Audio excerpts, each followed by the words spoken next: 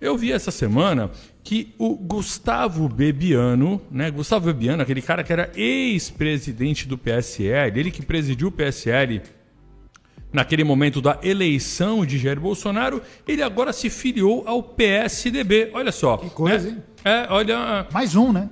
Que coisa curiosa, né, cara? Todos os caras dissidentes do PSL estão indo para o PSDB. Vocês viram só que coisa? Olha só, né? Saiu na revista Veja a seguinte notícia. Governador Dória diz que ex-aliado de Bolsonaro agora está no caminho certo. Caminho certo, hein? Mas que o seu passado não foi um erro, e sim um aprendizado, né?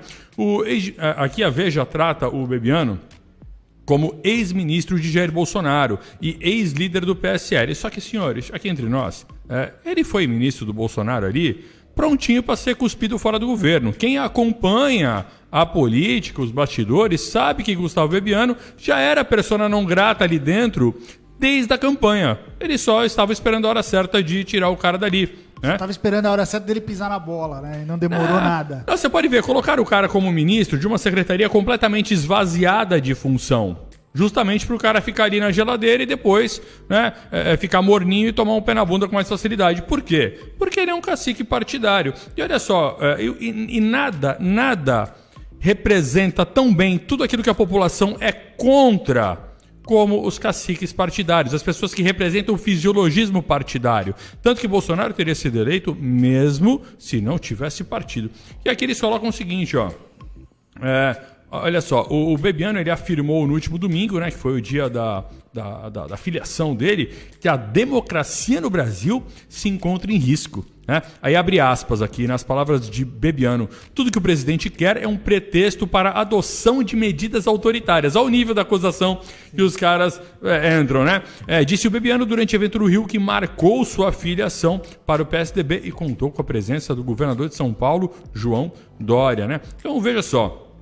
O cara que era o homem de confiança de Luciano Bivar, este que agora está indiciado, né, por aquele lance de candidaturas laranjas. Então, o cara de confiança do outro que está indiciado vai embora pro PSDB. E aí aqui eu só vou, antes de passar para os comentaristas, eu vou só deixar mais um dado interessante aqui. Olha só, o pessoal do Livres, lembra aquele grupo Livres que fazia parte do PSL? Primeiro grupo que saiu debandou. do PSL quando o Bolsonaro entrou. Exatamente, Fábio. Esse grupo debandou, eles foram para onde? Foram para o PSDB. Sério? Eles foram para o PSDB. Quem mais foi para o PSDB? Alexandre Frota, expulso do PSL, também foi para o PSDB. E aqui, senhores ouvintes, expulsão é um benefício, tá? Expulsão não é uma punição. Punição é suspender as pessoas e não expulsar. Porque quando você expulsa, o sujeito mantém o mandato e pode se filiar a outros partidos. Enfim, todos os dissidentes do PSL vão para o PSDB e começam imediatamente a combater Bolsonaro. Tem coincidência nisso, Fábio? Nenhuma. Aliás, né, a Joyce só não foi ainda para o PSDB por questões ali de acertos formais. Ela estava louca desde da eleição, né? Quando ela andou ali de mãos dadas com o Dória. Agora sim... Ela já era toda doriana, né? Toda, e cada vez mais. Agora, eu fico imaginando o quanto o Bebiano deve ter estudado sobre democracia, né? Quantos gregos ele deve ter lido, quanta cultura sobre democracia ele deve conhecer para poder dar essa opinião dele em relação ao governo Bolsonaro. Mas essa é a realidade. O pessoal tem que entender que assim, o PSL foi um partido que serviu, mas serviu para uma coisa só. Dar legitimidade formal para o Bolsonaro concorrer. Foi a única coisa que o PSL deu para o Bolsonaro. Não deu mais nada. Agora, que fim de feira para o PSDB, hein? Um partido que era a referência, o partido, né, que presidiu o Brasil tanto tempo, o Brasil era dividido em PT e PSDB, agora o PSDB virou o quintal do PSL, tá pegando toda a rebarba do PSL.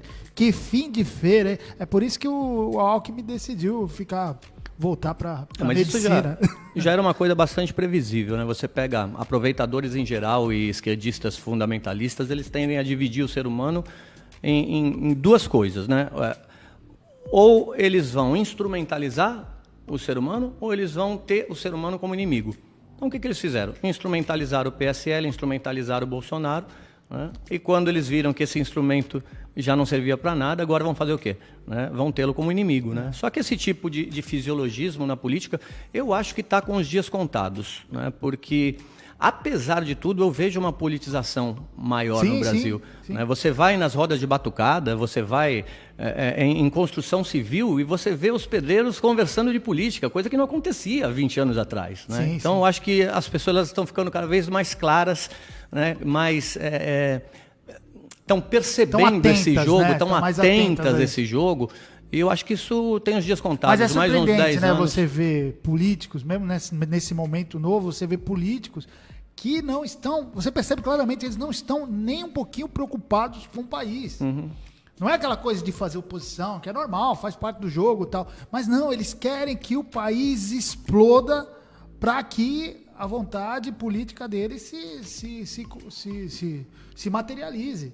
É o pior fisiologismo que existe. Pois é, e falando aqui em ficar atento ao jogo, vou deixar uma dica aqui para vocês que estão nos ouvindo. Olha só, tem 2 partidos que tiram proveito do PSL. E tiram proveito através do PSL, o DEM e o PSDB. Né? Por um lado, tira-se proveito pela boa relação com o governo e, por outro, pelos rachas internos. Percebam como o DEM está sempre envolvido. O DEM teve apoio do PSL para colocar o presidente da Câmara, o presidente do Senado, tem o ministro da Casa Civil.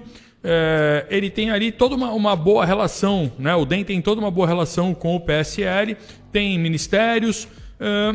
E o DEM, por que eu estou citando o DEM? Porque o DEM também se articula com o PSDB. Lembra do Alexandre Frota chorando, emocionado, agradecendo ao Rodrigo Maia, porque foi o Maia que fez a articulação, que levou o Alexandre Frota para dar os braços com o João Dória? Então veja, o leve trás que o DEM está fazendo, é bom ficar de olho com esse pessoal, porque eu sempre falo, quem trai é amigo, inimigo não trai ninguém. Sim. Então é bom ficar ligado no DEM e no PSDB, que são os partidos que sempre tiram proveito através do PSL, seja pela boa relação com o governo, ou seja pelas E a impressão tretas. que se tem é que realmente o Rodrigo Maia é o jogador por trás desse tabuleiro, né?